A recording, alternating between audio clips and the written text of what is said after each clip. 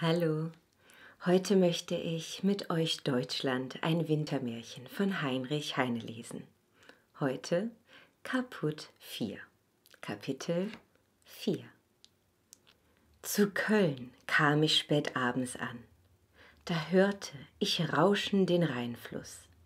Da fächelte mich schon deutsche Luft, da fühlt ich ihren Einfluss.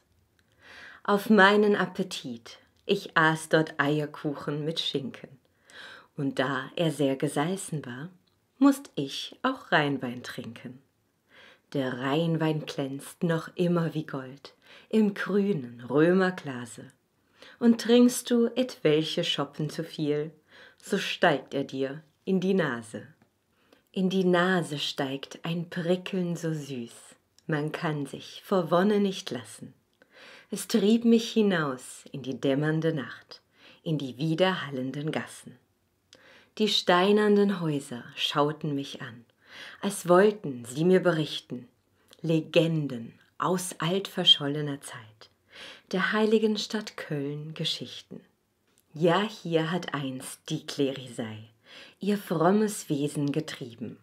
Hier haben die Dunkelmänner geherrscht, die Ulrich von Hutten beschrieben. Der Kankern des Mittelalters ward hier, getanzt von Nonnen und Mönchen. Hier schrieb Hochstraten, der Menzel von Köln, die gift'gen Denunziationchen. Die Flamme des Scheiterhaufens hat hier Bücher und Menschen verschlungen. Die Glocken wurden geläutet dabei und Kyrie eleison gesungen. Dummheit und Bosheit buhlten hier, gleich Hunden auf freier Gasse. Die Enkelbrut erkennt man noch heut an ihrem Glaubenshasse. Doch siehe, dort im Mondenschein, den kolossalen Gesellen, er ragt verteufelt schwarz empor. Das ist der Dom von Köln.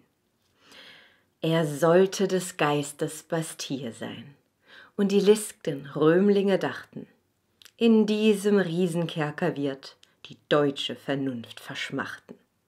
Da kam der Luther und er hat sein großes Halt gesprochen. Seit jenem Tage blieb der Bau des Domes unterbrochen. Er ward nicht vollendet und das ist gut, denn eben die Nichtvollendung macht ihn zum Denkmal von Deutschlands Kraft und protestantischer Sendung. Ihr armen Schelme vom Domverein, ihr wollt mit schwachen Händen fortsetzen das unterbrochene Werk und die alte Zwingburg vollenden. O törichter Wahn, vergebens wird geschüttelt der Klingelbeutel. Gebettelt bei Ketzern und Juden sogar, ist alles fruchtlos und eitel. Vergebens wird der große Franz Liszt zum Besten des Doms musizieren, und ein talentvoller König wird vergebens deklamieren. Er wird nicht vollendet, der Kölner Dom, obgleich die Narren in Schwaben zu seinem Fortbau ein ganzes Schiff voll Steine gesendet haben.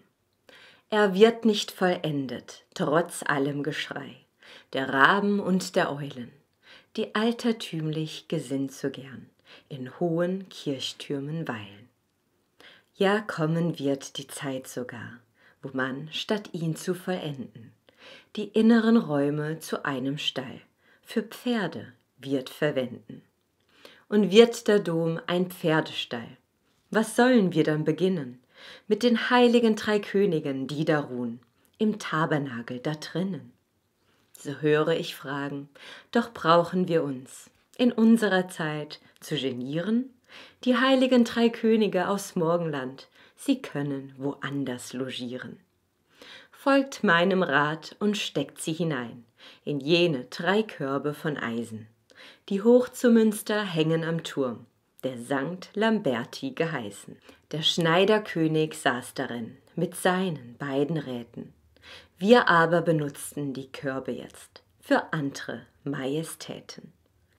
Zur Rechten soll Herr Balthasar, zur Linken Herr Melchior schweben, in der Mitte Herr Kaspar, Gott weiß wie einst, die drei gehaust im Leben. Die heilige Allianz des Morgenlands, die jetzt kanonisieret. Sie hat vielleicht nicht immer schön und fromm sich aufgeführet. Der Balthasar und der Melchior, das waren vielleicht zwei Gäuche, die in der Not eine Konstitution versprochen ihrem Reiche. Und später nicht Wort gehalten, es hat Herr Kaspar, der König der Mohren, vielleicht mit schwarzem Undank sogar, belohnt sein Volk, die Toren. Das war ein Wintermärchen von Heinrich Heine, Kapitel 4. Danke fürs Zuhören.